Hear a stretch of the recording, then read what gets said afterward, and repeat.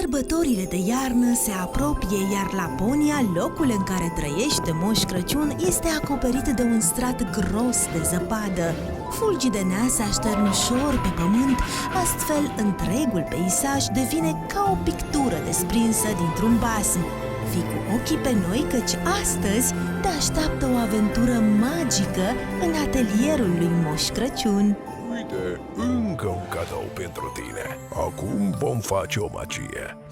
Oh, iată, vom turna și hop! Uite, poți să-l iei. Acum vom încerca din nou.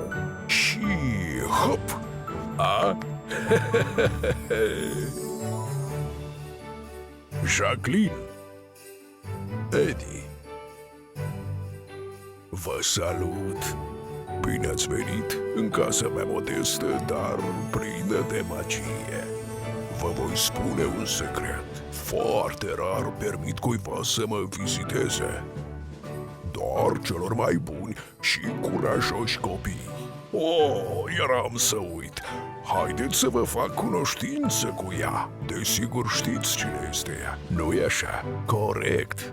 Micul meu ajutor. Ea mă ajută să citesc toate scrisorile și să adun toate cadourile, astfel încât să bucurăm fiecare copil cu minte în această sărbătoare magică. Am auzit multe despre voi și sunt foarte bucuros că ați venit în vizită. Aș dori să vă arăt o cameră magică din casa mea.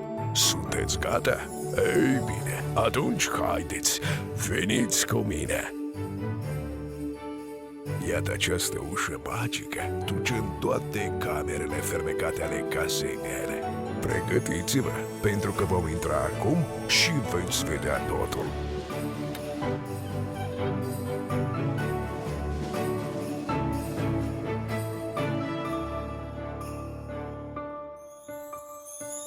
În această cameră adunăm scrisorile și dorințele tuturor copiilor.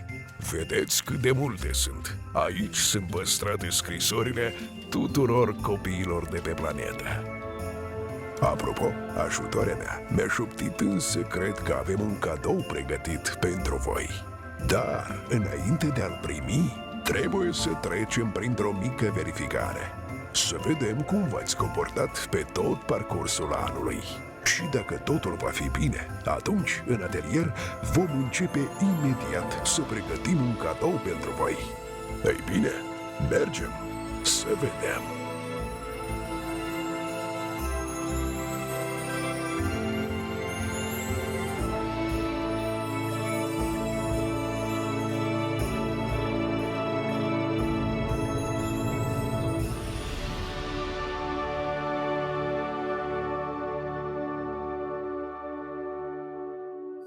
În biblioteca mea sunt adunate cărți magice despre toți copiii. Și cartea despre voi este păstrată aici și ne vom uita în ea. Sunteți pregătiți? Oh, uite-o! Mulțumesc foarte mult!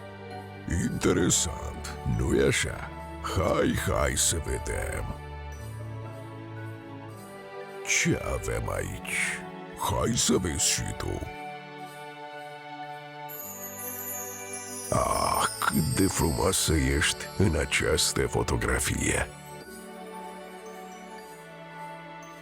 Super!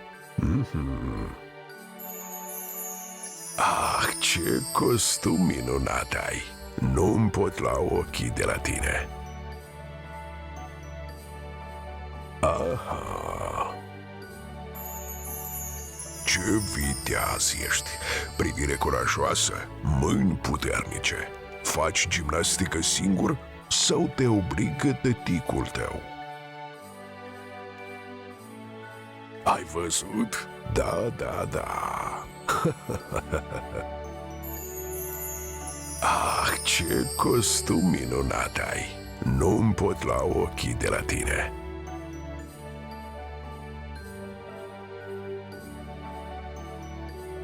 Știu că aveți o mulțime de activități interesante.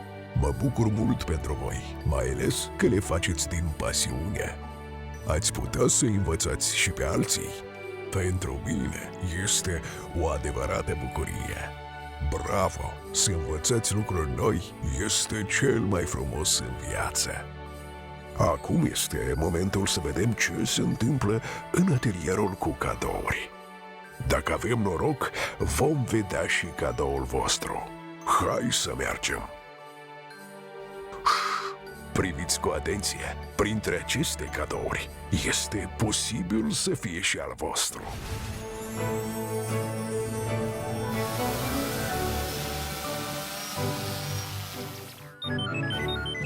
Priviți, unul dintre cadouri este aproape gata. Hai să vedem ce este acolo. Oh, acesta este cadoul pentru voi.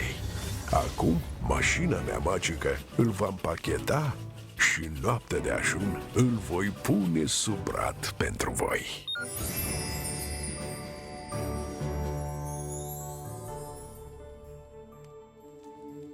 V-a plăcut la noi? Oh, ajunul se apropie și e timpul să ne despărțim. Trebuie să-i felicit și pe ceilalți.